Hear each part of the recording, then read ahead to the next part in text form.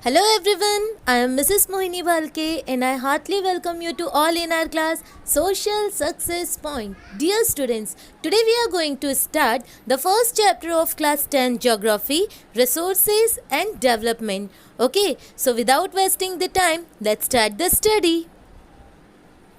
Student, this is the first chapter of class 10 Geography, that is Resources and Development.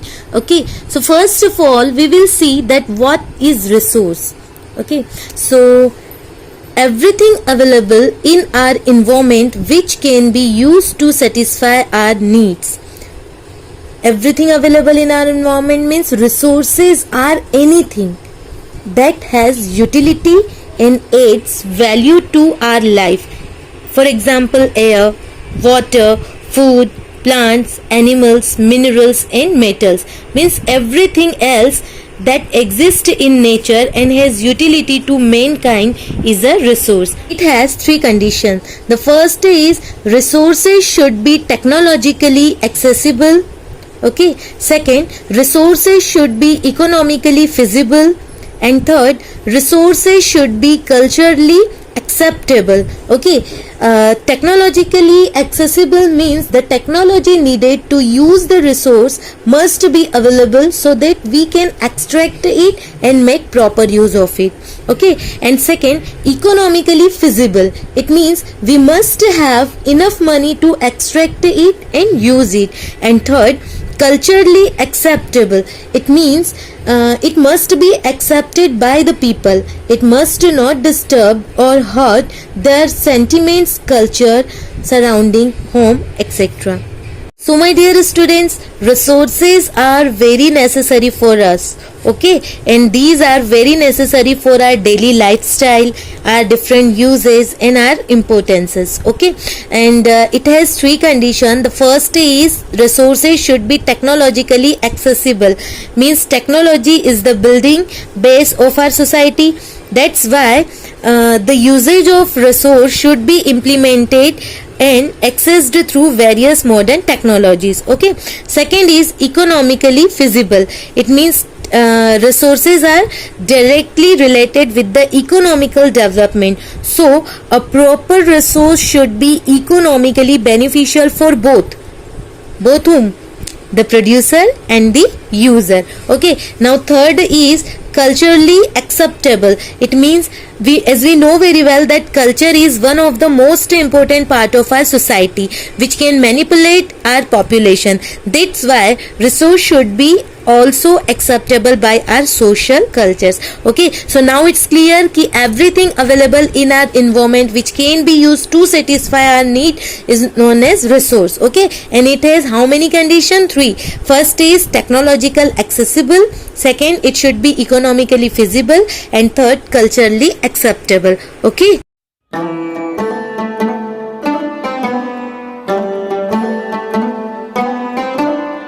Dear student, this is the diagram of interdependent relationship between nature, technology and institution. This is the process of transformation of thing. Okay, it means human being can get thing from the nature. Okay, and they dependent on technology also for getting their thing from the nature. Okay, means human being depend on nature for getting material and things from the nature, and through the technology they can get the things from the nature, and after converting the things into the resources they need institution also. Okay, so here human being play a vital role to convert a simple thing into resource. Okay, one question is given here that do you think that resources are free gifts of nature as is assumed by many? They are not. Okay, it means here one question is given that do you think resources are free gifts of nature?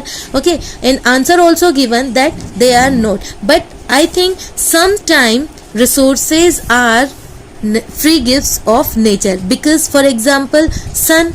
Okay, if you want to get sunlight from the sun, so directly we can take. Okay, air, we can directly use air also, water also we can get directly. Okay, but one most important thing is that human beings play a vital role to transform resources. Okay, या फिर human beings are very important for their resource development.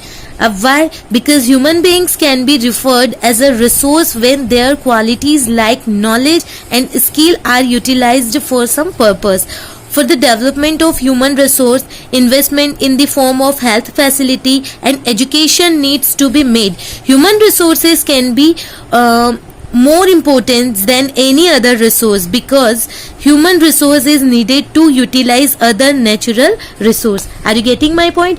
Human beings can use other resources. That is the thing कि human resources are the more important than the other resources. That's why human being themselves are essential component of resources because they have their knowledge, thinking skill, okay, they have their education, okay, health facilities also they are getting. Okay, now we will see the various classification of resources on the various basis. Okay, so my dear students, here we have seen the introduction of the resources, that what are resources and what is the process of transforming resources and how the human being are important for the resource development. Okay, now we will see the various classification of resources on the basis of origin, on the basis of exhaustibility, on the basis of ownership, and on the basis of status of development. Okay.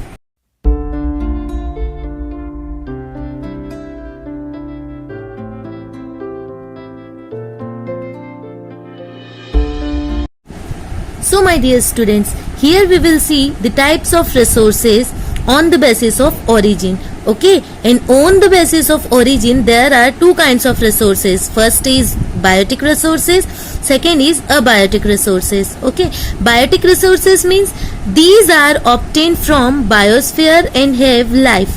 Okay, and abiotic resources, all those things which are composed of non-living things. It means all living organism in our environment are called biotic resources, and all non-living things present in our environment are termed as abiotic resources. Okay, all living things, yeah, all living beings, all living organism in our environment are called biotic, and all non-living things present in our environment called abiotic resources. And the example of biotic resources are human being, flora and fauna, fisheries and livestock. Okay, and the examples of abiotic resources are rocks, metals, air, water and earth. Now we will see the resources on the basis of exhaustibility. Okay, dear students, on the basis of exhaustibility we have two kinds of resources. First is renewable resources and second is non-renewable resources. Okay, renewable resources, the resources which can be renewed or reproduced by physical, chemical or mechanical processes are known as renewable or replenishable resources. Means the resources that can be replenished after a short period of time. Okay, once again I am repeating, resources that can be renewed or replenished after a short period of time are called renewable resources. Okay, for example, solar and wind energy, water, forest and wildlife. Okay, now we will see the second resources on the basis of exhaustibility, non-renewable resources. Okay, these occur over a very long geological time. Okay, minerals and fossil fuels are the example of such resources. Means what are the non-renewable resources? So resources which take million years of time to replenish. Okay, once again I am repeating, resources which takes million years of time to replenish are called non-renewable resources. For example, fossil fuels. Okay, because they took so many time for their replenishment. Okay, now we will see the resources on the basis of ownership, and on this basis we have four kinds of resources: individual, community, national and international resources. So first of all we will see individual resources. Individual means particularly या फिर single या फिर private. Okay, so resources which are owned by private or individuals are known as individual resources. Once again I am repeating, resources which are owned by private individuals are known as individual resources. For example, plot, field, house, car, book and private institutions. Okay, now second is community owned resources. Community owned resources means the resources which are owned by all members of community. Once again I am repeating, the resources which are owned by all the member of community are known as community resources. For example, grazing ground, burial grounds, village ponds, public parks, picnic spots, playground. Okay, and next is national resources. National resources means all the resources, once again I am repeating, all the resources which are under the control, all the resources which are under the control of state or union government. Okay, all the resources which are under the control of state or union government are known as national resources.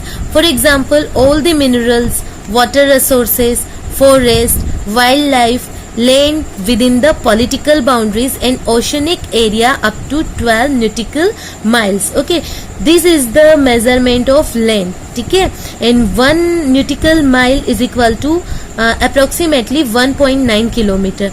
Okay, now next is international resources. Okay, international resources means these are the international institutions that control all areas which do not belong to any individual country. Once again I am repeating, these are international institution. What are the international institution? International resources. Okay, international resources are the international institutions that control all the area. Okay, and which type of area? Which do not belong to any individual country. Okay, for example, area beyond the exclusive economic zone belong to the open ocean and no individual country can utilize this area without the permission of international institution. Okay, so here we have finished the resources on the basis of ownership. Now we will see resources on the basis of status of development. On this basis, we have 4 kind of resources: potential, developed, stock and reserve. So first of all, we will see potential resources. Okay, so potential resources are the resources which have the potential. Once again I am repeating, potential resources are the resources which have potential to be developed. And when? In the future, of course. Okay, and they are not being used at the present time. Okay, once again I am repeating, potential resources are the resources which have the potential to be developed and are present in abundance. For example, wind energy and solar energy in Rajasthan and Gujarat. Now second, developed resources. Okay, so developed resources are the resources which are fully developed and are being used fall under this category. Okay, means these are fully developed and these all are being used at the present time also. Okay, for example, iron ore, petroleum product, etc. Okay, now third is stock. It means the resources which have not been utilized. Once again I am repeating, the resources which have not been utilized due to lack of technology and knowledge are known as stock. Okay, the resources which have not been utilized due to lack of technology and knowledge are known as stock. For example, as we know very well that water is a compound of 2 inflammable gases. It means water is made up of 2 gases, hydrogen and oxygen. Okay, but we don't know how to combine them, or we don't have sufficient knowledge about it. That's why it is stock. Understood? Now next is reserves. the resources which have the potential to meet our requirements, and we also have the appropriate technology and knowledge to utilize them. Once again I am repeating, the resources which have the potential, and which kind of potential, to meet our requirements, and we also have the appropriate technology, okay, and knowledge to utilize them, but are reserved to meet the needs of future generation, okay, are known as reserve resources. For example, water in reservoirs like them, etc.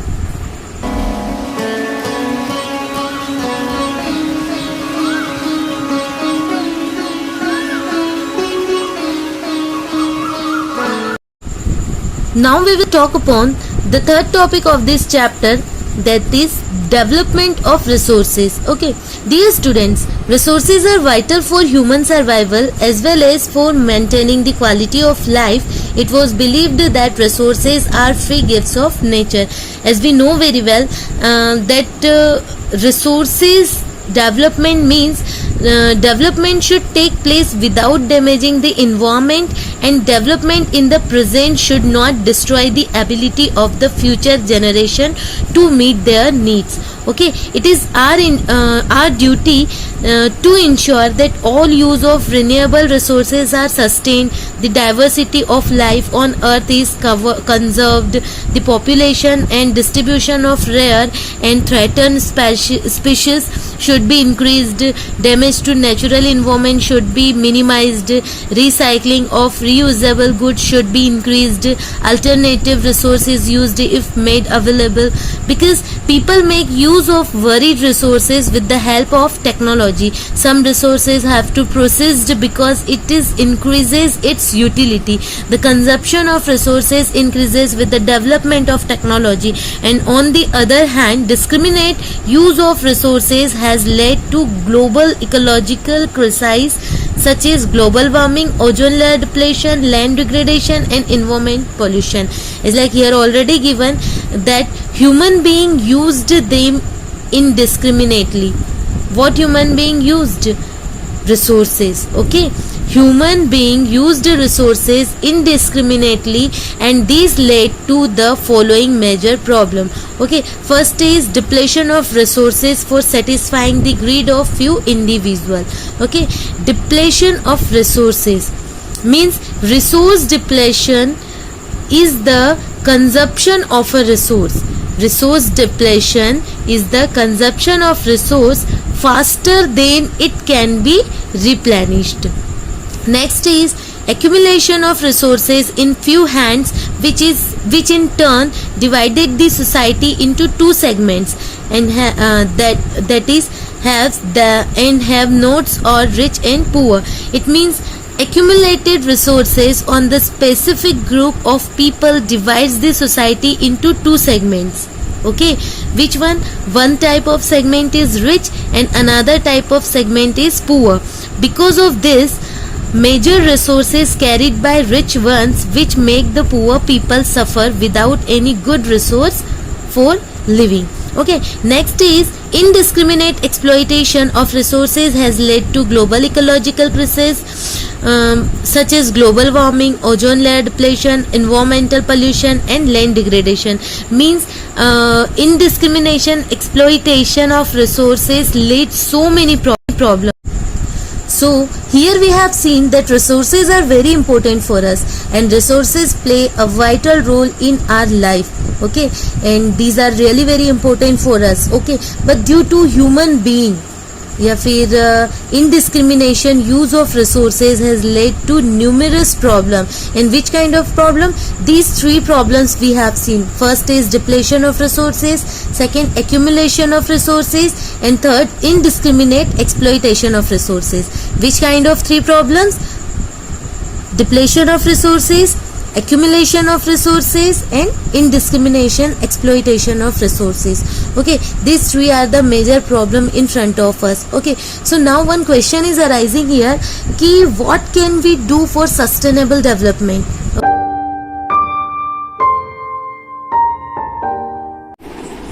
Now we will see sustainable development. Sustainable development means development should take place without damaging the environment, and development in the present should not compromise with the needs of the future generations.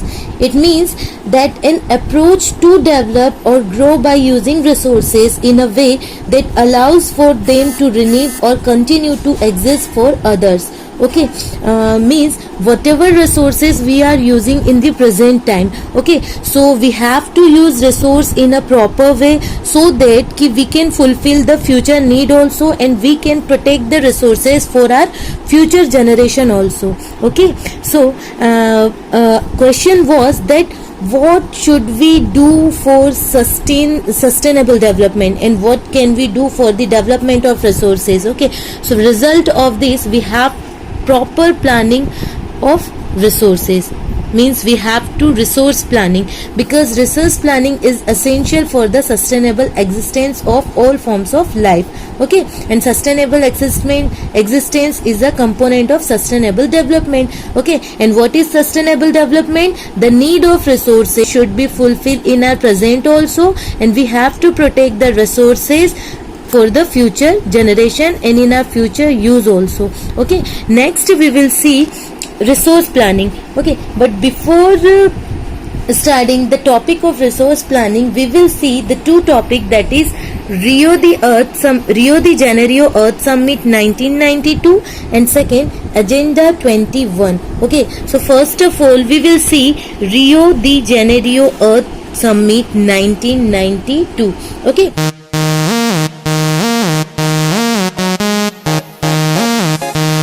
Rio de Janeiro Earth Summit 1992 means in June 1992 the United Nations organized a conference. Okay, who organized the conference? United Nations organized a conference.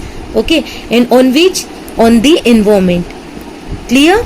In June 1992 the United Nations organized a conference on environment in Rio de Janeiro, and where? In Brazil. Okay, which is called the Earth Summit. And in other words we can say that Earth Summit refers to the United Nations Conference.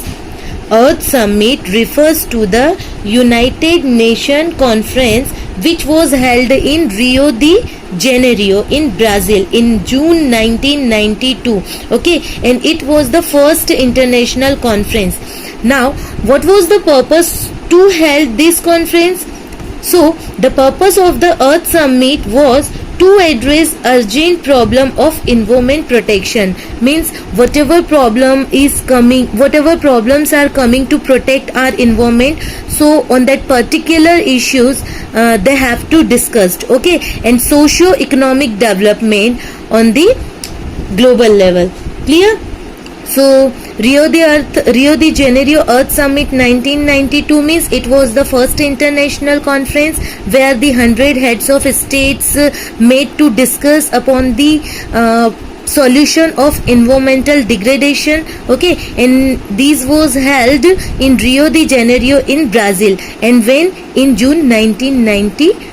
Okay, and what was the purpose? The purpose of Earth Summit was to address urgent problem of environment protection and socio-economic development on the at the global level.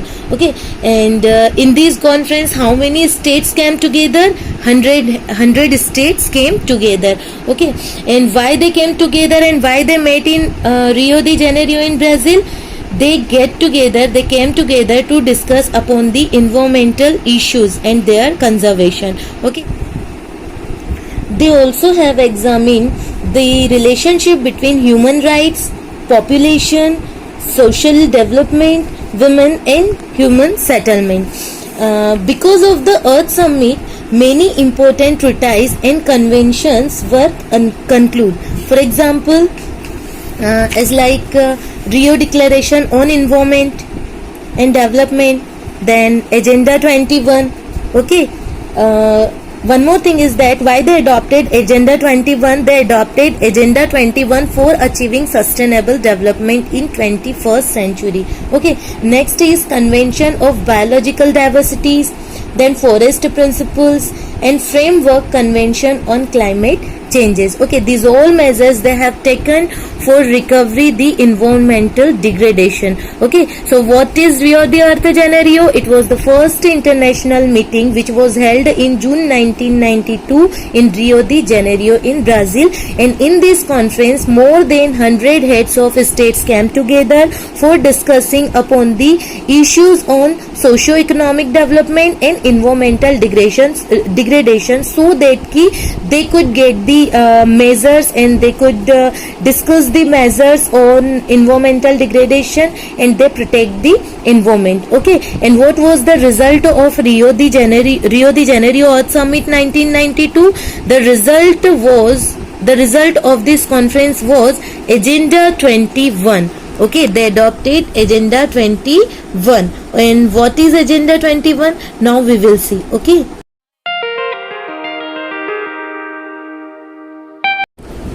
So my dear student, this is Agenda 21. Okay, it is the declaration signed by world leaders in 1992 at United Nations Conference on Environment and Development, which took place at Rio de Janeiro, Brazil. Okay, means Agenda 21 is a declaration. What is Agenda 21? Agenda 21 is declaration which was accepted by the heads of the state. And how many heads of the states were? There were more than 100 heads of state met in Rio de Janeiro, and they accepted Agenda 21. Okay, so Agenda 21 is the declaration which was accepted by the heads of the state in Earth Summit held at Rio de Janeiro 1992 in Brazil. Okay, UNCED stands for United Nations Conference on Environment and Development. Okay, and what was the aim of Agenda 21? The aim of Agenda 21 was achieving global sustainable development. Okay, the aim of Agenda 21 was to gain, to receive, yet to achieve sustainable development at the global level. Okay, and there are two principles of Agenda 21. The first was Agenda 21 is to combat environmental damages, poverty, disease through global cooperation on common interest, mutual needs and shared responsibilities. The first principle was to recover environmental degradation and poverty on the basis of global cooperation. Okay, and second principle was every local government should have their own local Agenda 21. Okay, means every local government should have their own Agenda 21. So now it's clear what is Agenda 21. Agenda 21 was is a declaration which was accepted by the whom? Which was accepted by the heads of the states in the Earth Summit held at Rio de Janeiro 1992 in Brazil. And there are two main principles and two main objectives of the Agenda 21. The first is to protect our earth, reduce poverty, environmental damages, disease and share their responsibilities. And second, every local government should have its own local Agenda 21. Okay, so now I hope now you understood Rio de Janeiro Earth Summit 1992, Sustainable Development and Agenda 21. Now we will see the next topic, resource planning.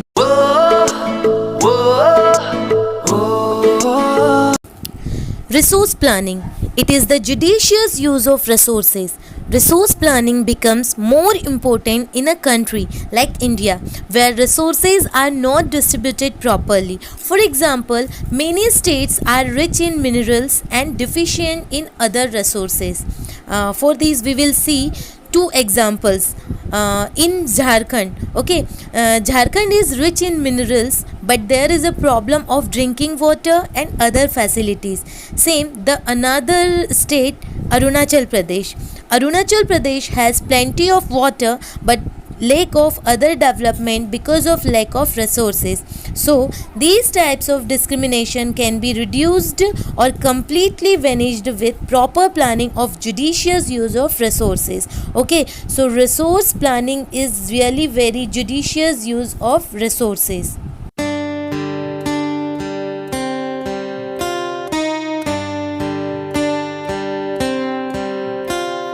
Dear students, resource planning in India.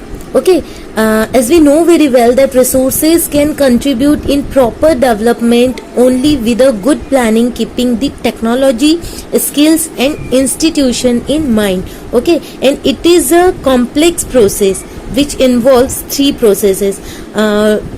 Students, resource planning in India is one of the most important goals right from its first 5-year plan. Okay, so here we will see the three main points of resource planning in India. The first is identification and inventory of resource across the regions of the country. Okay, second is evolving a planning structure endowed with appropriate technology, skill and institutional setup for implementing resource development plans. Third, matching the resources along with the development plans. Okay, the first point, that is identification and inventory of resource, include surveying, mapping and qualitative and quantitative estimation and measurement of the resources. It means making of inventory of resources after their region wise, okay, with the help of map and survey, and identification across the country also. Means first of all, resource identification is needed with the help of survey and mapping. Their quantity and quality should be known also, and afterward make the inventory. Okay, next is evolving a planning structure. It means planning structure should be made with the appropriate technology, skill and institutional setup. And third is matching the resources, means resource development should be matched with the development plans. Okay, so here we have finished the resource plan in India. Okay.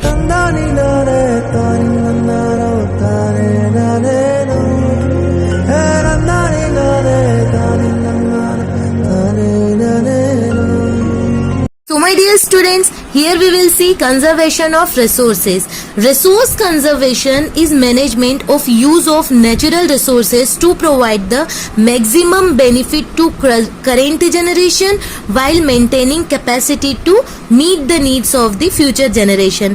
Means conservation includes both the protection and rational use of natural resources.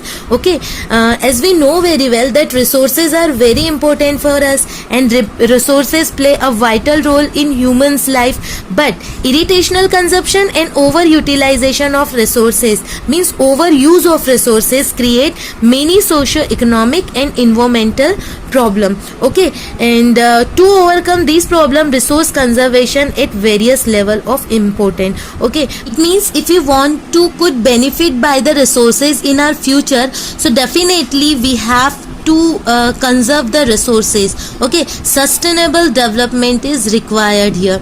Okay, many leaders and thinkers have been advocating for the judicious use and conservation of resources. As Gandhiji told that there is enough for everybody's need and not for anybody's greed, because he thought that exploitative nature of modern technology is the root cause for depletion at global level. Okay, Mahatma Gandhiji believed in production by masses and not in the mass production. Okay, so conservation of resource at various level becomes most important, because resources can be conserved only with their judicious use. So it's clear that if you want to gain benefit from the resources, if you want to use resources in our future, so definitely we have proper planning to use resource in the present time also, and in current time if we will use resource in a proper way, so definitely we could benefit by the resources in our future also, and we can use resources in our future, and it would be more profitable in human life also.